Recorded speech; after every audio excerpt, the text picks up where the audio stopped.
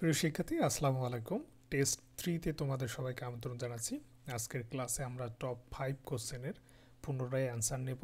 তো চলো কথা না বাড়িয়ে আমাদের অ্যান্সার সেশন শুরু করা যাক।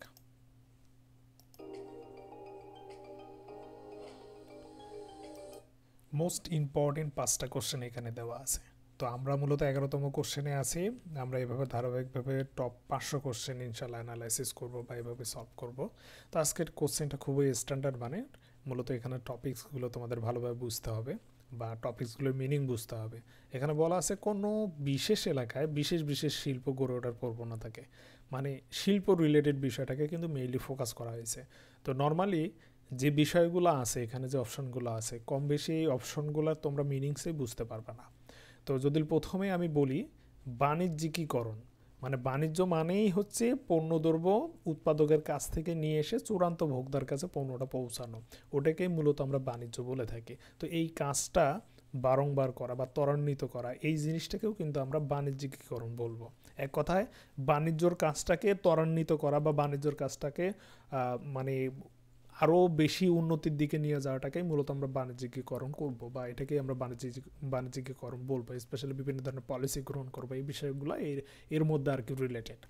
তো স্বাভাবিকভাবে এই জিনিসটা তো শিল্পের সঙ্গে জড়িত না, তো স্বাভাবিকভাবে এই অপশনটা কিন্তু হবে না। এইটা কিন্তু একটা স্ট্র্যাটেজি। কিছু কিছু প্রশ্ন দেখবা যেগুলোতে মনে হবে 4টাই উত্তর অথবা 3টাই উত্তর অথবা 2টা উত্তর। তো সেই প্রশ্নগুলোতে তোমরা এই সিস্টেমে সলভ করার চেষ্টা করবা যে কোন অপশনটা উত্তর হবে না, সেই অপশনটা টোটালি বাদ দিয়ে দিবা। এই অপশনটা মূলত তোমরা টোটালি বাদ দিয়ে দিবা। তাহলে এই অপশনটা যদি আমরা বাদ দিয়ে দেই, মোটামুটিভাবে স্বাভাবিকভাবে আমাদের 3টা অপশন থাকে। এর মধ্যে দেখো ব্যবসায়ন ওই ব্যবসা সেইটাকে ত্বরান্বিত করা বা ব্যবসাটা ভালোভাবে করা বা বৃদ্ধি করা, এই জিনিসটাকে কিন্তু বলা হবে ব্যবসায়ন। বিভিন্ন ধরনের রুল পলিসি গ্রহণ করে বা ব্যবসা বান্ধব বিভিন্ন ধরনের রুল বা পলিসি নেওয়া হলো সরকারের কাছ থেকে, সেটাকেই মূলত ব্যবসায়ন বলবো। এক কথা ব্যবসায়ের কাজটাকে ত্বরান্বিত করা, বাড়ানো, বৃদ্ধি করা, সেটাকে আমরা ব্যবসায়ন বলবো। তো এখানে খেয়াল করে দেখো, এই ব্যবসায়ন বা ব্যবসার সঙ্গে 2টি জিনিস জড়িত, বাণিজ্য এবং উৎপাদন। তো এখানে কিন্তু মূল্যে ফোকাস করা হয়েছে শুধু উৎপাদনকে বা শিল্পকে। তো স্বাভাবিকভাবে এখানে যেহেতু বাণিজ্যিকরণের বিষয়টা বা বাণিজ্যের বিষয়টা রিলেটেড থাকতেছে, স্বাভাবিকভাবে এই ব্যবসায়নটাই কিন্তু আমাদের উত্তর না। তো তোমাদের এভাবে মূলত কি করতে হবে, যে অপশনগুলো উত্তর না সেগুলোকে বাদ দিতে হবে। বাদ দিলেই দেখবা এখন এই যে 2টা অপশন থাকলো, এই 2টার মধ্যে থেকে তো যে কোনো একটা উত্তর হবে, তা নাকি? তাহলে 50% রেশিওতে কিন্তু চলে আসলো। তো আইডিয়া করে দিয়ে দিবা যে কোনো একটা, হয়ে গেল। তবে হ্যাঁ, আইডিয়া করে দেওয়ার আগে তোমাকে বিচার বিশ্লেষণ করতে হবে। শিল্পের স্থায়ীকরণ আর একটা হলো শিল্পায়ন, এই 2টা জিনিসের মধ্যে আসলে কোর মিনিংস আছে। এখন শিল্পের স্থায়ীকরণ বলতে বোঝাচ্ছে তুমি পণ্যদ্রব্য উৎপাদন করো, যে কোনো একটা পণ্য উৎপাদন করতেছো, শিল্প তো ওটাই, তাই না?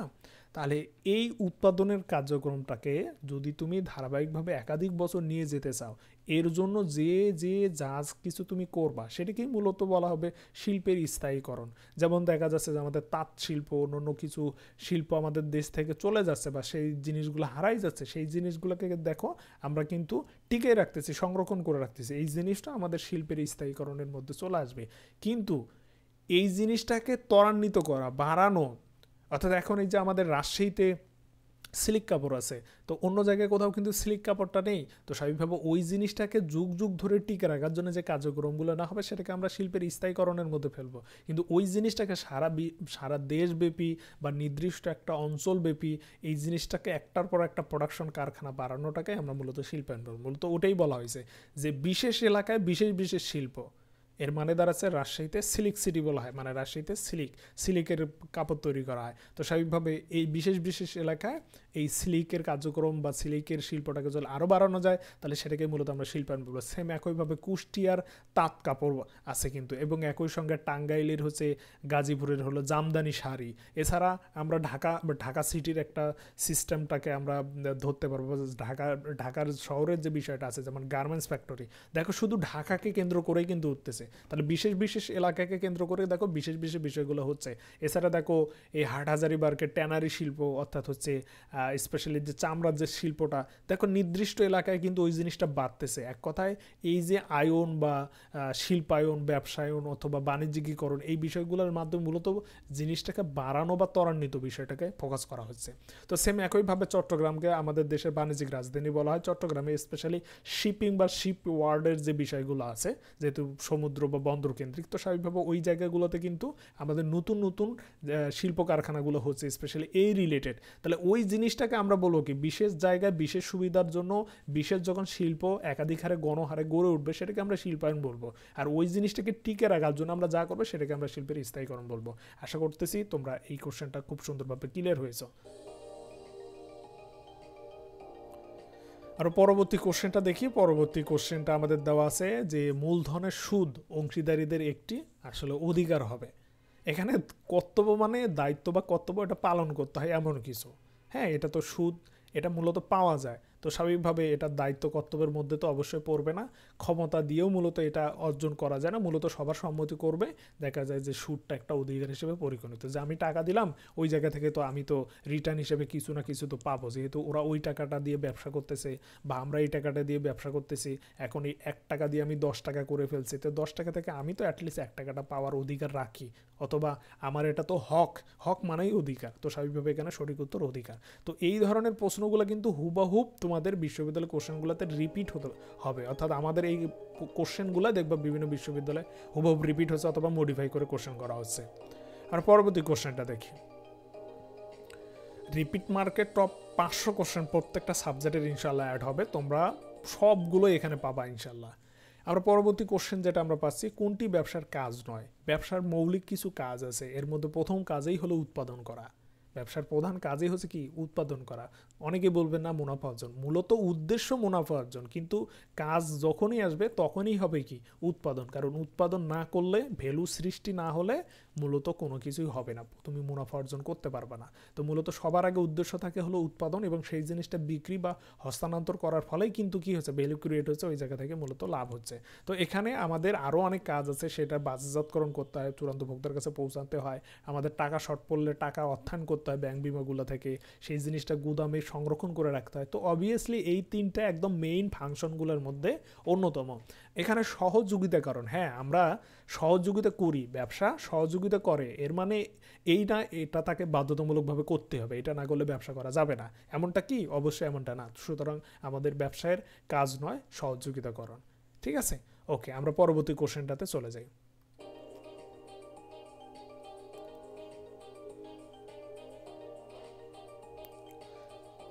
আমাদের পরবর্তী যে কোশ্চেনটা আছে খুবই ইম্পর্টেন্ট, ব্যবসা পরিবেশ থেকে কোশ্চেন করা হয়েছে, জাস্ট কোর 6টা জায়গা থেকে বারবার কোশ্চেন করা হয়। এখানে বলা আছে খনিজ সম্পদ আর হচ্ছে মানব সম্পদ। এক কথায় সম্পদ যে যখনই আসবে, বিষয়গুলা সম্পদ রিলেটেড বিষয় যখনই আসবে তখনই আমরা ওইটাকে কি করব, ওইটাকে আমরা হচ্ছে অর্থনৈতিক পরিবেশের অন্তর্ভুক্ত করব। কিন্তু এখানে একটু সমস্যা হলো, এখানে যেটা আছে খনিজ সম্পদ, প্রাকৃতিক প্রদত্ত যে সম্পদগুলো, সেগুলোকে আমরা অবভিয়াসলি প্রাকৃতিক সম্পদ হিসেবে কনসিডার করব। তো স্বাভাবিকভাবে আমরা এটাকে প্রাকৃতিক সম্পদ হিসেবেই ধরবো, এই একটাই, বারবার এইটাই মূলত বেশি আসে। প্রাকৃতিক যে কোনো সম্পদ প্রাকৃতিক পরিবেশের উপাদান, কিন্তু এর বাইরে যে কোনো সম্পদ যখনই তোমরা পাবা সেটাকে অর্থনৈতিক সম্পদ বা অর্থনৈতিক পরিবেশের উপাদান ধরবা। এখন মজার বিষয় হলো, মানব সম্পদ মানে জনসংখ্যা এবং মানব সম্পদ, এই দুটার মধ্যে কোর ক্লাসিফিকেশন আছে। এখানে জনসংখ্যা বলতে আমরা মানুষ, সাধারণ মানুষ, যারা কিনা আমরা পণ্য ভোগ করে থাকি, অথবা আমরা পৃথিবীতে বসবাস করি এমন টাইপের, যার মান আছে, জ্ঞান আছে, হুঁশ আছে, সেটাকে আমরা মানুষ বলবো, স্পেশালি সেটাকে আমরা জনসংখ্যা বলবো।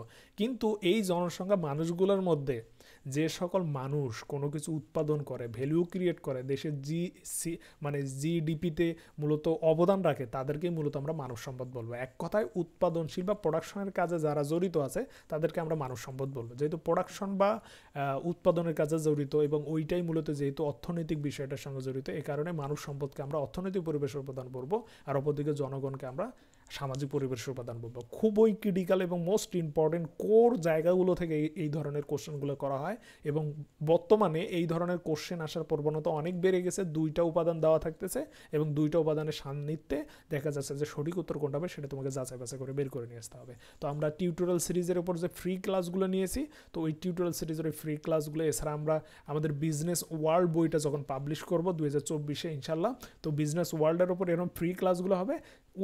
এই জায়গাটা নিয়ে প্রত্যেকটা জিনিস নিয়ে কথা বলার আছে ইনশাল্লাহ, আমরা তখন সেই বিষয়গুলো নিয়ে কথা বলবো। তোমরা ছেলেমেয়েরা এই ভিডিওগুলো অবশ্যই দেখবা এবং আমি বিশ্বাস করি তোমরা যদি লেপে প্রস্তুতি নাও তোমাদের প্রস্তুতির কোনো ঘাটতি থাকবে না। আমরা পরবর্তীতে চলে যাই, অর্থাৎ এই প্রশ্নের সঠিক উত্তর হবে প্রাকৃতিক সম্পদ। স্বাভাবিকভাবে এইটা হচ্ছে আমাদের প্রাকৃতিক পরিবেশের উপাদান, স্বাভাবিকভাবে এটাকে প্রাকৃতিক পরিবেশ হিসেবে ধরবো। একই সঙ্গে মানব সম্পদ, যেটা কিনা হচ্ছে অর্থনৈতিক পরিবেশ, প্রোডাকশনের কাজে জড়িত বা অর্থনীতির বিষয়াদির সঙ্গে জড়িত, স্বাভাবিকভাবে এটাকে আমরা অর্থনৈতিক পরিবেশ হিসেবে ধরবো। এখন অনেকেই কি করবে যে মানুষ ওরে বাপরে বাপ, মানব সম্পদ মানে মানুষ মানে সামাজিক পরিবেশ, খনিজ সম্পদ ও প্রাকৃতিক মানে পণ্ডিতই যখন খাটাবে তখন দেখবে এইটা উত্তর হবে। এবং একই সঙ্গে খনিজ সম্পদ ও সম্পদ এটা তো অর্থনৈতিক, মানুষ সম্পদ মানুষ ও মানুষ তো মানুষ সম্পদ তার মানে জনসংখ্যা মানে সামাজিক, এটাও উত্তর। এবং আরও একই সঙ্গে এটাও সম্পদ এটা উত্তর। মানে হিসাব অনুসারে এমন একটা প্রশ্ন যে প্রশ্নে 4টেই উত্তর, কিন্তু সঠিক উত্তর প্রাকৃতিক পরিবেশ উপাদান এবং মানব সম্পদ অর্থনৈতিক পরিবেশ উপাদান। তো এই প্রশ্নের সঠিক উত্তর বের করতে গিয়ে তোমরা একজন চুল ছেঁড়াছেড়ি বিশ্লেষণ করবা, কিন্তু বাস্তবতায় সঠিক উত্তর হবে এইটা। তোমরা একটু চেক করে নিবে এটা। একই সঙ্গে প্রত্যেকটা জিনিস বেসিক থেকে বোঝার চেষ্টা করবে ইনশাল্লাহ। আমরা পরবর্তী কোশ্চেনে চলে যাই। আমাদের লাস্ট কোশ্চেন এটা ইনশাল্লাহ। সেমভাবে আমরা পরবর্তী কোশ্চেনগুলা তোমাদের এভাবে জানানোর চেষ্টা করব বা এভাবে সলভ দেব। আমি আশা করব তোমরা এই ক্লাসগুলা খুব মনোযোগ সহকারে দেখবা এবং একটা অনুরোধ থাকবে ক্লাসগুলো অবশ্যই শেয়ার করে দিবা, বন্ধুদের মেনশন করে দিবা। আর একটা মোস্ট ইম্পর্টেন্ট বিষয়, আমরা যে কোশ্চেনগুলো দিতেছি 1 মিনিটে 5টা কোশ্চেন পূর্বেই আমরা তোমাদের ইউটিউব চ্যানেলে আপলোড করতেছি, ফেসবুক পেজে আমরা হচ্ছে সেই জিনিসগুলো পোস্ট করতেছি। দয়া করে এই জিনিসগুলোর সঙ্গে এক্সাম দাও। আমরা যখন ভিডিওগুলো দিতেছি 1 মিনিটে, স্বাভাবিকভাবে ওই 1 মিনিটে তুমি 5টা কোশ্চেনের অ্যান্সার সুন্দরভাবে কমেন্টে লিখে কমেন্ট করো। একই সঙ্গে তুমি ফেসবুকে যদি থাকো ফেসবুকে কমেন্ট করো। এইটা করো ভাই, একটু প্র্যাকটিসের মধ্যে থাকো। আবার যখন সলভ ক্লাস করবো তখন তোমরা সেভাবে সলভ করো। আমি আশা করব পরবর্তী ক্লাসগুলোতে তোমরা অবশ্যই প্রত্যেকটা কোশ্চেনের ভিডিও দেখবা এবং সেগুলোতে কি করবা, কমেন্টস করবা ইনশাল্লাহ। তো আমরা 15 নম্বর যে কোশ্চেনটা আছে, এক মালিকানা ব্যবসা সম্পর্কে ধারণা পাওয়া যায় কোন যুগে? অনেকেই এটাকে বলবে হচ্ছে প্রাচীন যুগে। তো মূল যেটি বিষয়, টাকা ব্যতীত, টাকা ছাড়া বা মুদ্রা, এই মুদ্রা ছাড়া কোনো কিছুকেই আমরা ব্যবসা বলবো না। তার মানে প্রাচীন যুগে যা ছিল সেটা ছিল বিনিময় প্রথা। এরপর মূলত টাকা চলে আসছে, টাকা আসার পরে টাকার লেনদেন, ওই মূলত টাকার আদান প্রদান, ওটাকেই মূলত লেনদেন হিসেবে কনসিডার করি। এবং একই সঙ্গে এই টাকার আদান প্রদানটা তখনই হয়েছে যখন আমরা পণ্যদ্রব্য ক্রয় বিক্রয় গেছি, এবং ঠিক ওই জায়গাতেই ব্যবসার কনসেপ্টটা আসছে বা ওই জায়গাতেই মূলত ব্যবসা চলে আসছে। যেহেতু মধ্যযুগে হচ্ছে আমাদের মুদ্রা আবিষ্কার হয়েছে, সেম একই সময়ে এক মালিকানা ব্যবসা, অংশীদারি ব্যবসা প্রতিষ্ঠান গঠন করা হয় এবং পরবর্তীতে এই দুটো ব্যবসা প্রতিষ্ঠানে সীমাবদ্ধতা থাকার কারণে আধুনিক যুগে আধুনিক যে ব্যবসার যে ফর্মগুলো, সংস্করণগুলো, সেগুলো মূলত আত্মপ্রকাশ ঘটে। তো মূলত এটাই হচ্ছে সঠিক উত্তর। এই জায়গাটা খুবই ইম্পর্টেন্ট জায়গা তোমাদের জন্য। স্বাভাবিকভাবে এই জায়গাটা একটু আরও বিস্তারিত জানার চেষ্টা করবে ইনশাল্লাহ। এবং আরেকটা লাস্ট অ্যাডভাইস, 5টা কোশ্চেন খেয়াল করে দেখো কোন কোন জায়গাগুলো থেকে আমি করেছি। এবং এখানে অনেকগুলো কোশ্চেন পাবার, নতুন ব্যতিক্রম কোশ্চেন। স্বাভাবিকভাবে এই কোশ্চেনের জায়গাগুলো ফোকাস করো এবং একই সঙ্গে এই জায়গাগুলো ধরে তোমাদের যে বইগুলো তোমরা যেগুলো নেবে সেগুলো তোমরা আইডেন্টিফাই করে পড়ার চেষ্টা করবা। স্পেশালি আমরা বিজনেস মানে ব্যবসা সংগঠনের এই অংশতে আসি, স্বাভাবিকভাবে আমরা বিজনেস ওয়ার্ল্ড বই পাবলিশ করব, একদম সেরা বই। তোমরা একটু শুধু জাস্ট যাচাই করে দেখবা, যত নামধরি বই থাকুন কেন তার চেয়ে সেরা যদি না হয় তোমরা বই কিনবা না এবং কিনলেও টাকা ফেরত দিবা। এবং একই সঙ্গে অ্যাকাউন্টিংয়ের যে ভিডিওগুলো আসবে সেগুলো দেখবা। আমাদের ইনশাল্লাহ অ্যাকাউন্টিং ওয়ার্ল্ড বই পাবলিশ হবে।